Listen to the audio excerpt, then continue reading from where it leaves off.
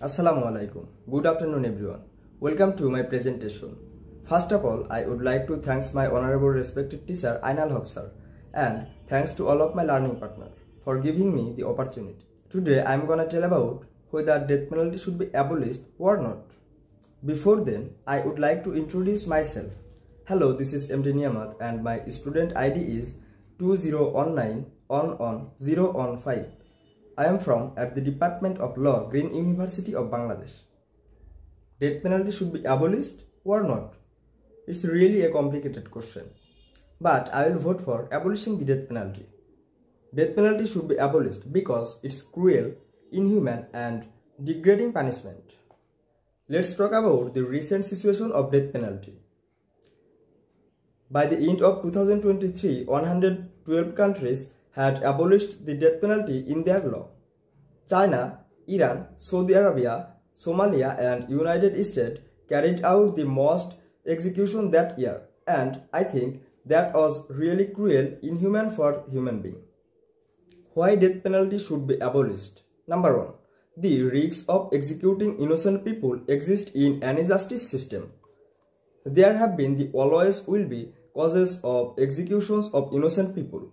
No matter how developed a justice system is, it will always remain susceptible to human failure.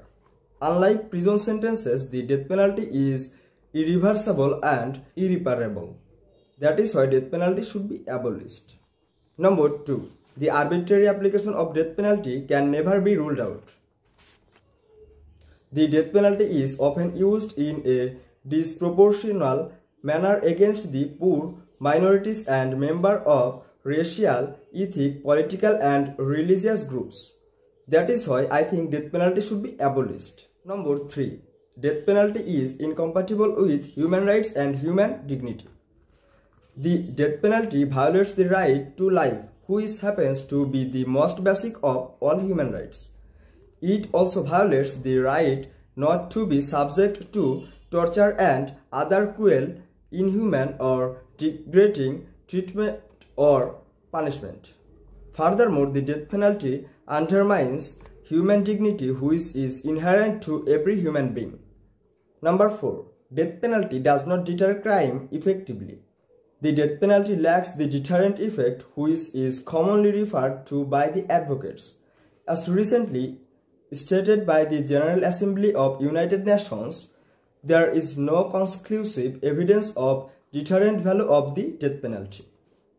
It is noteworthy that in many retentionists states the effectiveness of the death penalty is order to prevent crime is being seriously questioned by a continuously increasing number of law enforcement professionals.